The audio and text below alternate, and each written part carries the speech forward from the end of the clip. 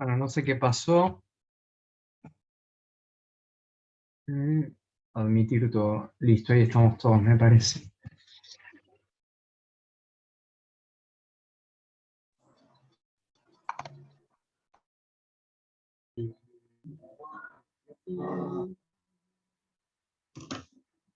Compartir pantalla.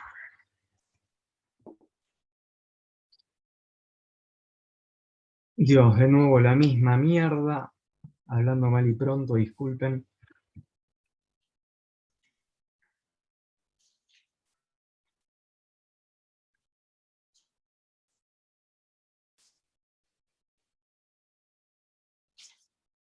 Bueno.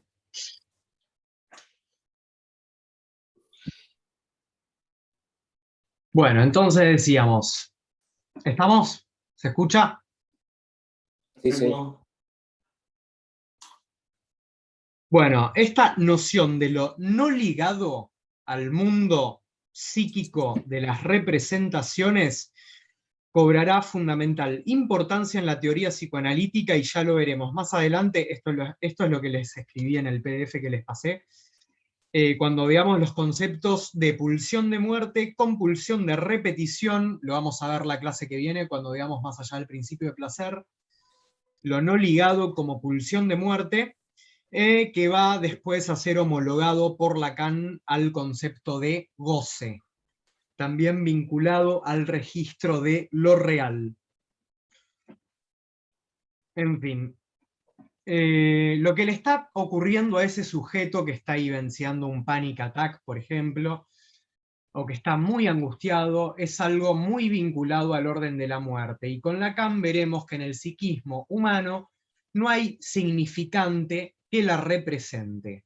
No hay palabra, no hay representación que pueda decir algo acerca de la muerte. O sea que la muerte es algo que va más allá de lo simbólico. Es algo donde es algo que va más allá de la palabra, donde lo simbólico se detiene, la capacidad simbólica de poner en palabras se detiene. No se puede decir mucho acerca de la experiencia de la muerte y por eso Lacan la va a vincular de manera estrecha al registro de lo real, a ese registro que es inasequible al símbolo, inasequible al mundo de las palabras, y lo que es fuera de sentido, y lo que es innombrable, y lo que causa angustia. Y trauma, y trauma. Bueno, corresponde a lo innombrable, lo inasequible al símbolo, a lo imposible de simbolizar. ¿Se va entendiendo? Sí.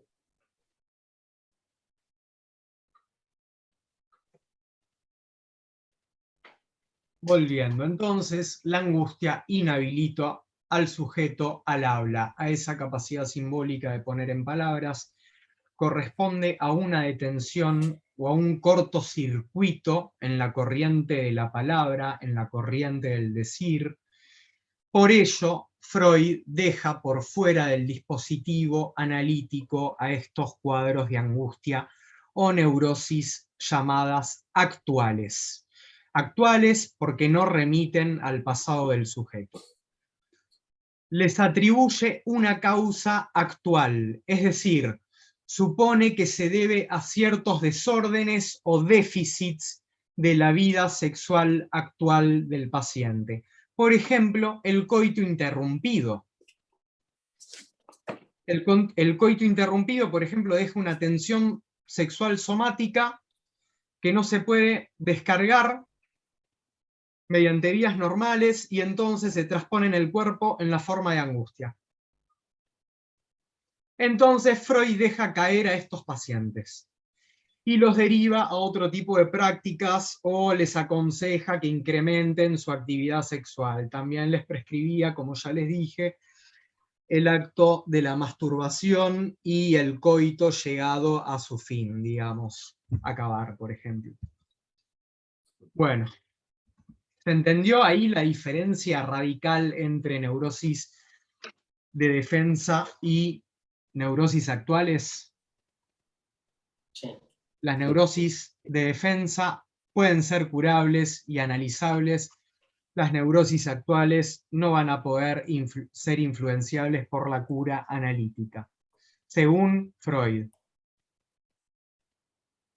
Bueno, vamos al último tema de hoy. Una pregunta antes Sí. de pasar de tema. Sí. Porque cuando vimos, bueno, neuropsicosis de defensa, vimos aquel mecanismo que no era la represión, sino que directamente la representación inconciliable estaba como rechazada, que es la psicosis, digamos. Sí. Sé que psicosis vamos a ver más adelante, pero quería preguntarte, digamos, porque bueno, recién vimos que las neurosis tenían cura a través del habla. ¿Qué pasa con la psicosis en Freud? ¿Qué ¿Es pasa con la curable o psicosis en no? Freud? Son incurables. Porque no van a, ya lo vamos a ver cuando veamos el tema del narcisismo. Son incurables, también deja caer a los pacientes psicóticos porque no tienen capacidad de transferencia, no tienen capacidad de depositar la libido que está colocada en su yo. Freud va a considerar a la psicosis como neurosis narcisistas. No va a hablar mucho de psicosis Freud. Se va a referir a la psicosis como neurosis narcisistas. Neurosis narcisistas, ¿por qué? Por el hecho de que la libido está totalmente depositada en su yo. Y en ese sentido, si está totalmente depositada en el yo, no tiene capacidad de transferirse o dirigirse al analista. ¿Sí? Entonces, por eso Freud hace una diferencia radical entre las neurosis de transferencia, que van a conformar las neurosis obsesivas, las histerias, las fobias, y las neurosis narcisistas. ¿Sí? Las neurosis narcisistas no van a tener posibilidad de cura para Freud. Para Freud. Lacan va a decir después que no hay que retroceder frente a la psicosis porque sí tienen cura posible. De hecho, hay un texto de él que se llama Cuestión preliminar a todo tratamiento posible para la psicosis. Y bueno, justamente va a hablar de en qué consiste la cura, cómo se puede orientar la cura en la psicosis, etcétera, etcétera. Bueno, ¿te respondí un poquito la pregunta, Tomás? Perfecto, Martín, clarísimo, de lujo. Igual lo vamos a ver cuando veamos narcisismo, que es ya la última clase que tenemos, la que sigue, y la quinta ya empezamos con Lacan. Bueno, duelo.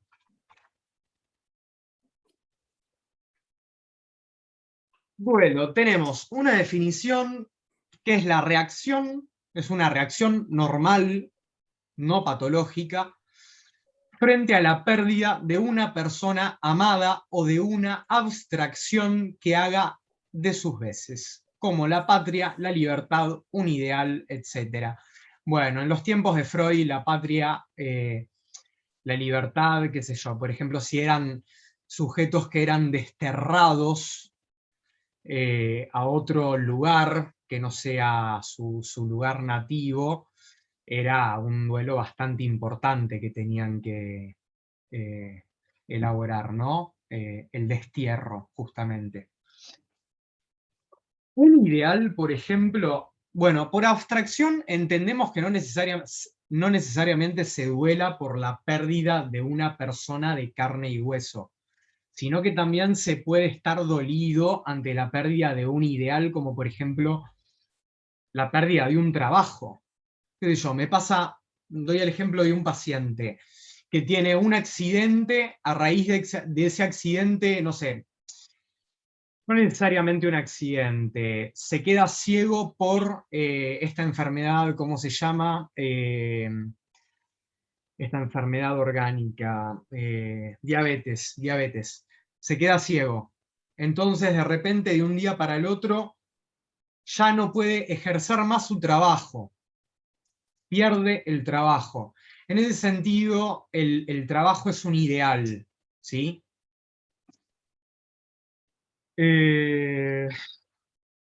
Entonces, Freud nos advierte sobre el hecho de que el duelo, aunque traiga aparejadas graves desviaciones de la conducta normal en la vida, es un afecto o un estado normal y no patológico. Por ello, dice que es importante que no sea perturbado mientras dure y que pasado cierto monto de tiempo se superará. O sea que la única cura para el duelo va a ser el tiempo. No hay otro remedio. De hecho, Freud llega a decir que el duelo ni siquiera se lo tiene que remitir a un tratamiento.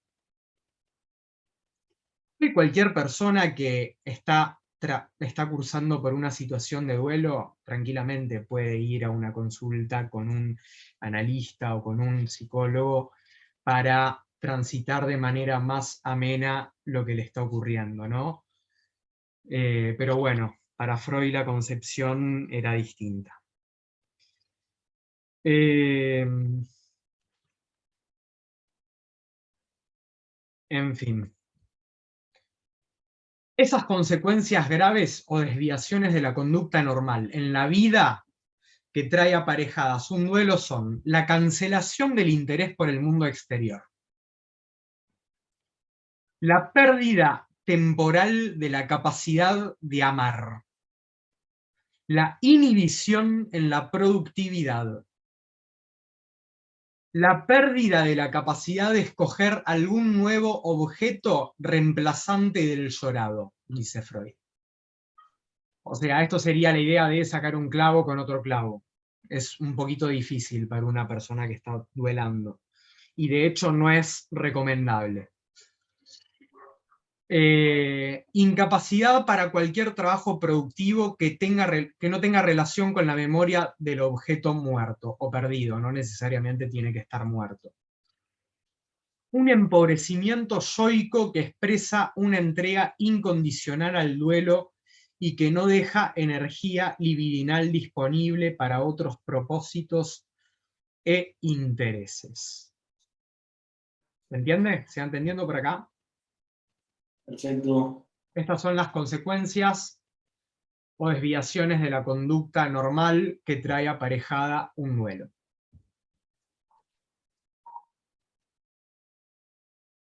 Que no me sale con las imágenes que yo le puse. Yo le puse imágenes re lindas a esta diapositiva, por ejemplo, pero no salen. Bueno, no importa. Otra definición freudiana de duelo. Es un trabajo. Es un trabajo. El examen de realidad le ha mostrado al sujeto que el objeto amado no existe más. O puede seguir existiendo, pero ya no en su realidad, ¿no? Y además le exige la tarea de quitar toda la libido que ha depositado en dicho objeto. O sea, la realidad le impone ese trabajo, esa tarea, quitar toda la libido que ha depositado en dicho objeto.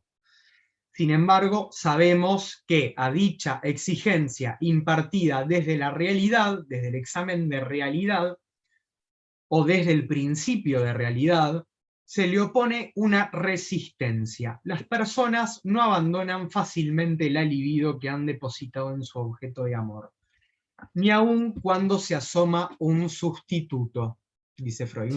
Un sustituto sería otra persona, ¿no? Lo normal es que prevalezca el acatamiento a la realidad, o sea, cumplir con la consigna de desasirse o deshacerse libidinalmente del objeto perdido. Sin embargo, dice Freud, esta orden no puede cumplirse de inmediato. Se realiza pieza por pieza, con un gran gasto de tiempo y energía.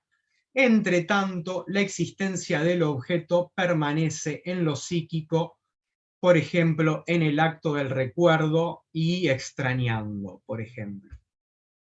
¿Se va entendiendo?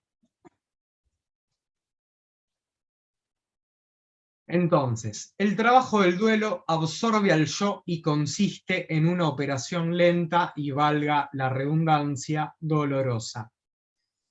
Sin embargo, una vez cumplido o elaborado el trabajo del duelo, el yo se vuelve otra vez libre y desinhibido, recuperando entonces la capacidad de amar.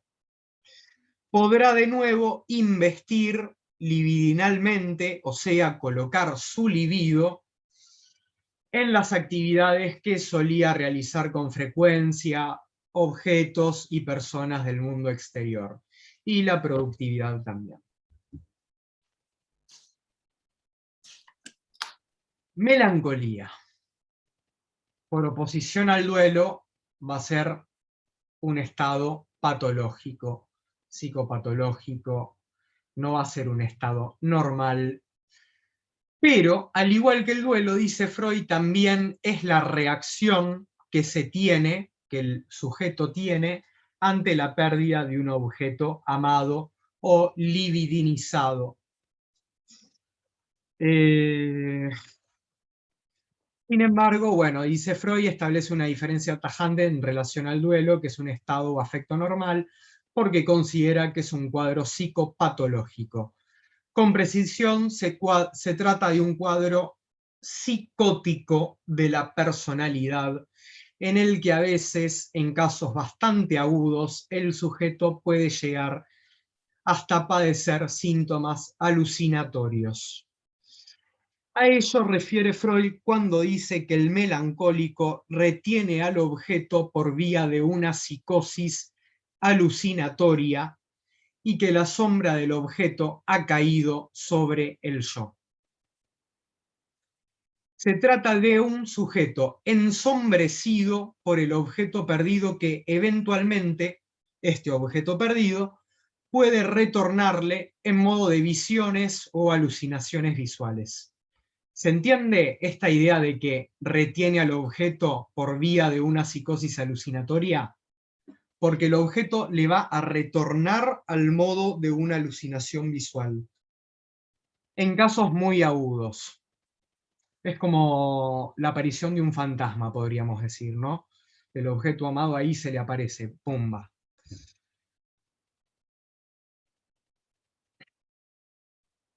Similitudes de la melancolía con el estado normal del duelo. Cancelación del interés por el mundo exterior, pérdida en la capacidad de amar, inhibición en la productividad.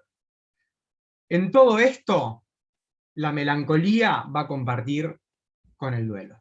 Son cosas que comparte con el duelo. Las diferencias van a ser: en el duelo falta lo típico del cuadro melancólico. Y lo típico del cuadro melancólico es el rebajamiento extremo en el sentido de sí, que hablando en criollo podríamos decir una autoestima por el piso. Y este rebajamiento extremo en el sentido de sí se manifiesta en autorreproches y denigraciones y en una delirante expectativa de castigo. Y esto se va a relacionar de manera muy estrecha con un superyo muy cruel y feroz. ¿Se va entendiendo hasta ahora? ¿Se acuerdan de lo que era el superyo? Esa instancia criticadora, reprochadora, prohibitiva, menospreciadora, que constantemente le dice al yo, no podés, sos menos, sos inferior, sos merecedor de menos, por ejemplo, ¿sí? Es una instancia que critica constantemente al yo. Pero en la neurosis no ocurre de esta manera tan extrema. El superyo en la melancolía adquiere muchísima potencia y se vuelve muy cruel y muy severo. ¿Sí? ¿Se va entendiendo?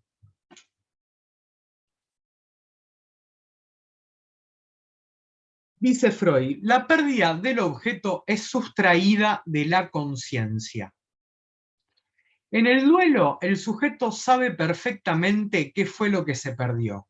¿Cuál fue el objeto que se perdió? En la melancolía también el sujeto va a saber qué es lo que se perdió. Sin embargo, el sujeto melancólico no va a saber que con el objeto perdido también ha perdido a su propia mismidad, es decir, a su yo. Por eso dice Freud que la pérdida en la melancolía es una pérdida sustraída de la conciencia. El sujeto no sabe que con el objeto perdido también pierde a su yo.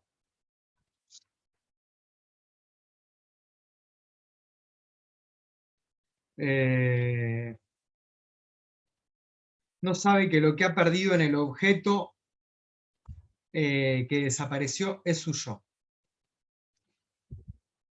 ¿Conocen la canción de Maná, El muelle de San Blas? Sí. Bueno, pasemos a la siguiente diapositiva. Retengan esa canción, por favor. Melancolía. Nos muestra algo que falta en el duelo, una extraordinaria rebaja en su sentimiento yoico, un enorme empobrecimiento del yo. En el duelo, a diferencia de la melancolía, lo que se ha vuelto pobre y vacío es el mundo. En la melancolía, lo que se ha vuelto pobre y vacío es el yo mismo. El sujeto melancólico describe a su yo como indigno y moralmente despreciable, dice Freud. Se autorreprocha de manera constante, se denigra y espera repulsión y castigo.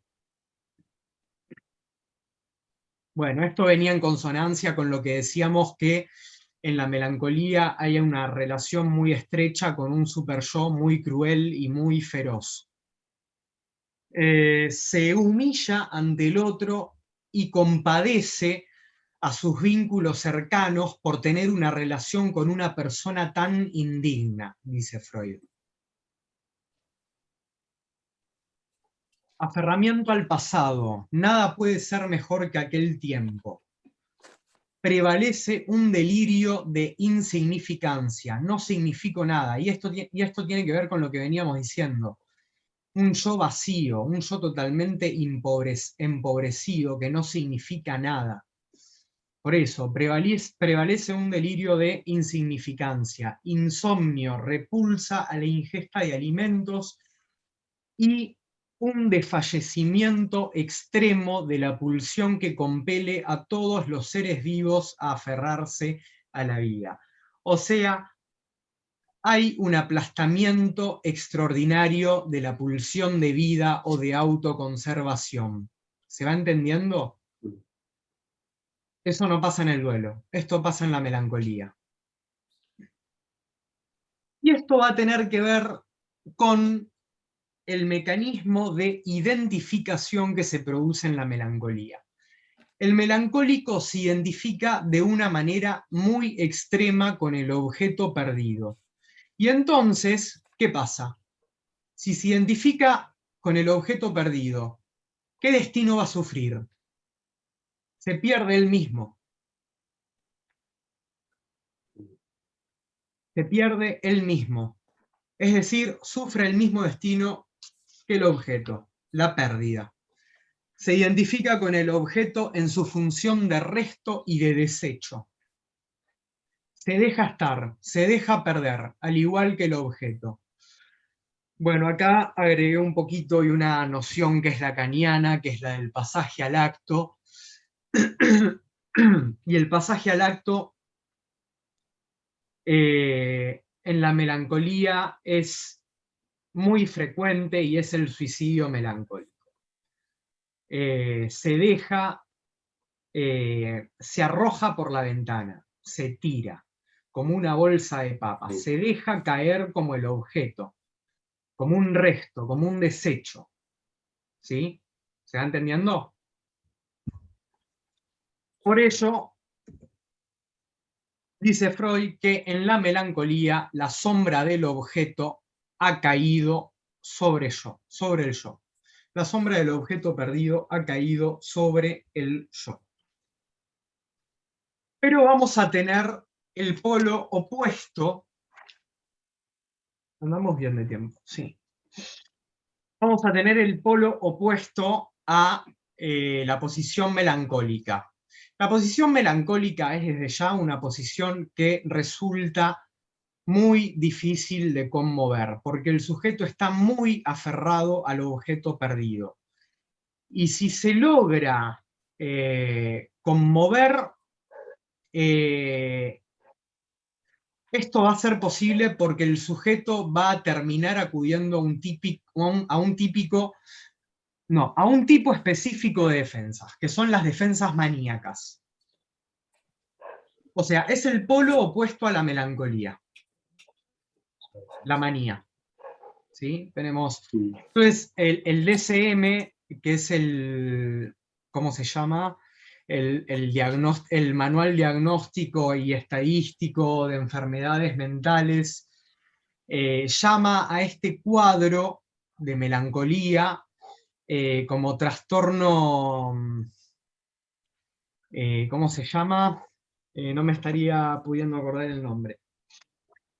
Bipolar, trastorno bipolar de la personalidad. Bipolar porque se presentan los dos polos, el depresivo, el melancólico y el maníaco. ¿Sí? Entonces vamos a tener accesos muy depresivos en los que el sujeto está muy para abajo y accesos muy maníacos en el que el sujeto está muy arriba y no puede parar. Y bueno, desde la teoría psicoanalítica, ese no poder parar va a tener que ver con estas defensas llamadas maníacas. Las defensas maníacas permiten al yo del melancólico un triunfo sobre el objeto perdido. Este triunfo consiste en una suerte de olvido de lo que se perdió. ¿Se va entendiendo? O sea, el melancólico, sí, defendiéndose maníacamente, permite triunfar, ahogar las penas, podríamos decir, sobre el objeto que acaba de perder. La manía entonces es el polo opuesto de la melancolía. En la melancolía el objeto es quien triunfa sobre el yo. En la manía el yo logra triunfar sobre el objeto acudiendo a todo tipo de actings o conductas impulsivas que no poseen previa mediación reflexiva o del pensamiento alguno. O sea que hay una total ausencia del principio de realidad en las defensas maníacas. Y hay ausencia del principio de realidad en la melancolía también porque es un cuadro psicótico de la personalidad. Y en la psicosis hay ausencia de principio de realidad. Yo les puse una imagen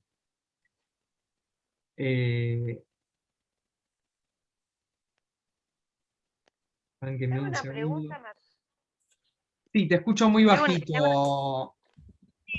Porque está lejos el micrófono, ¿ahora sí? Ay, ahora sí, ahora sí. Sí. Es muy finito el tema entre una cosa y la otra, ¿no? ¿Entre el duelo y la melancolía? Sí. Yo diría que es finito Hasta por ahí. Duelo patológico y melancolía. Claro, porque yo estoy pensando en una amiga que tengo, que no voy a dar nombres, Ah, perfecto. esto queda grabado, que se supone que está pasando un duelo, estuvo en coma, la diagnosticaron con una depresión, pero por todo esto que estamos hablando ahora de la melancolía, me parece que es más melancolía lo que tiene que pasar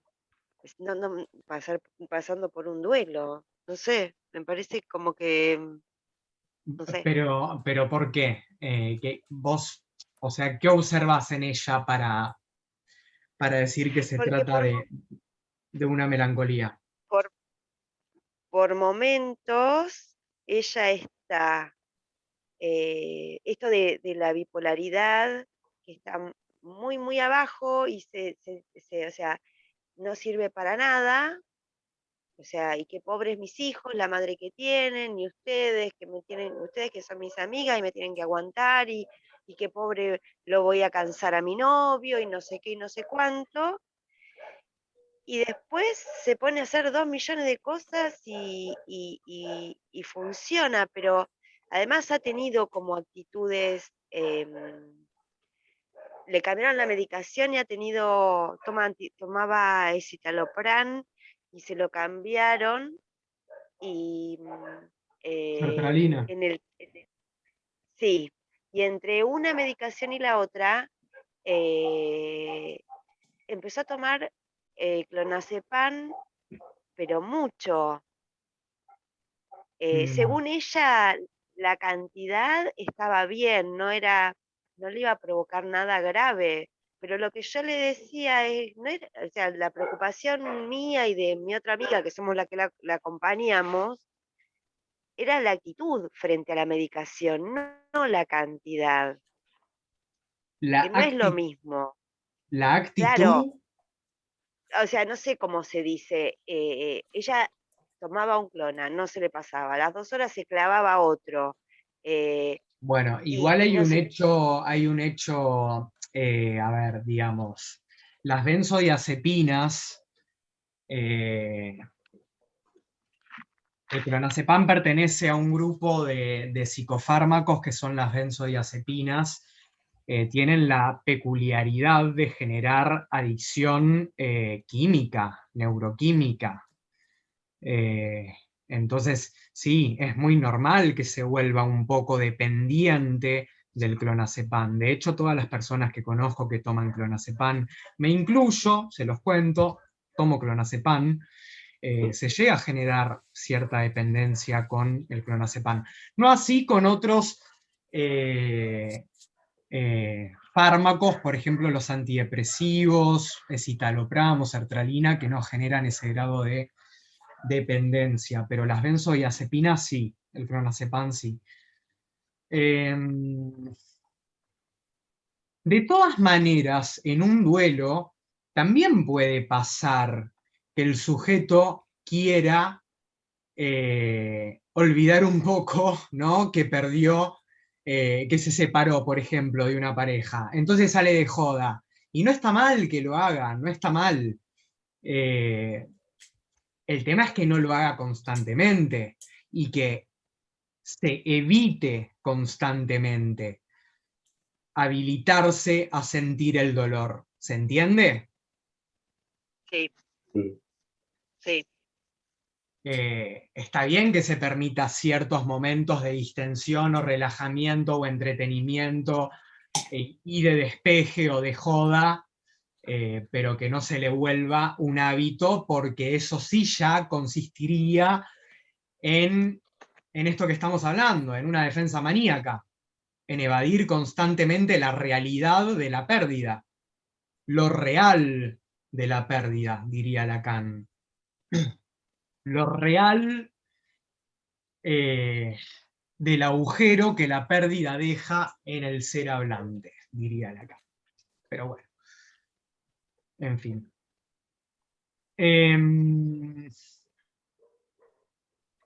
Bueno, decíamos entonces que en la melancolía el objeto es quien triunfa sobre el yo y en la manía, no, en la melancolía el objeto es quien triunfa sobre el yo y en la manía el yo logra triunfar sobre el objeto acudiendo a todo tipo de actings o conductas impulsivas que no poseen previa mediación reflexiva alguna o de pensamiento. Por eso decíamos que hay una ausencia del principio de realidad. Se trata en este caso de una perentoriedad. ¿Saben lo que significa perentoriedad? Urgencia. como algo inmediato, la descarga de la pulsión inmediata extrema, una perentoriedad pulsional extrema. Hay como una falta de freno, un no poder parar de la pulsión, y que está al servicio de perder el registro del objeto perdido. O sea, ganar sobre el objeto, triunfar sobre el objeto, olvidar sobre el objeto. Y yo les puse bastantes ejemplos en el PDF. Ya es la hora y ya terminamos, ¿no? Sí, porque viene la próxima clase, ya terminamos. Les puse un montón de ejemplos de estas defensas maníacas. Entonces lo encontramos realizando todo tipo de actings impulsivos que se le imponen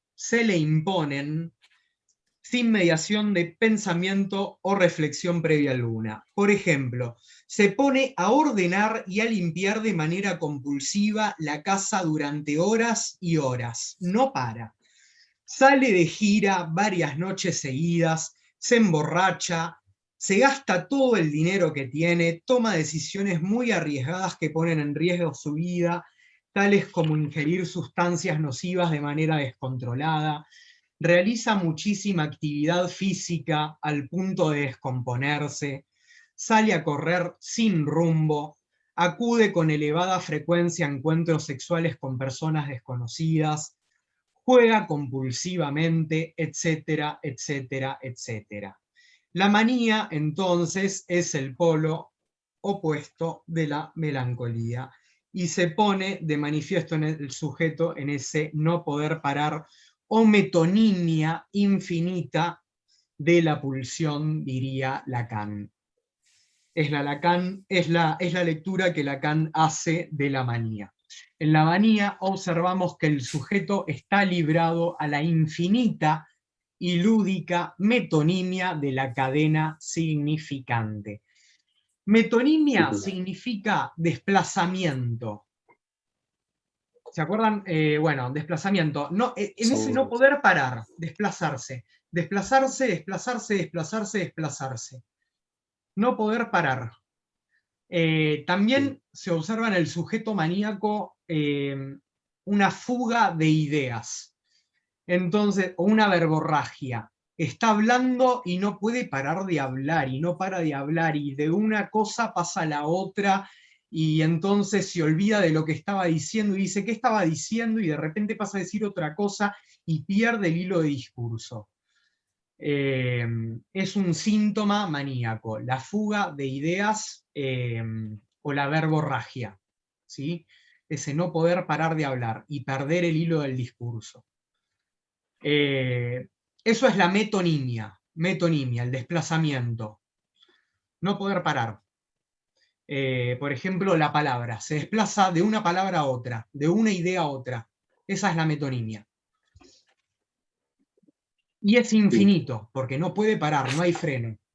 ¿Se entiende la idea de Lacan? El sujeto no lleva el lastre de ningún A. Bueno, esto es ya otra cosa que después la vamos a ver, el concepto de objeto A, pero bueno, es el objeto perdido. El sujeto en la manía no lleva el lastre de ningún A, desconoce su función. O sea que no está al tanto, desconoce totalmente la pérdida, ¿sí? Desconoce la función de la pérdida.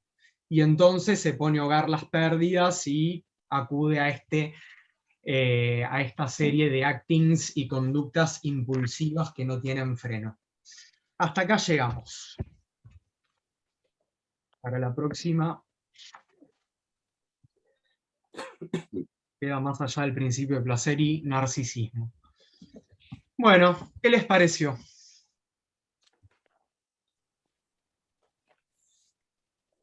Clarísimo. Hablen ustedes. Sí, sí. No, muy claro, la verdad que esta vez, no sé si los conceptos eran menos que las primeras clases o la costumbre tal vez, pero a medida que van pasando las clases como que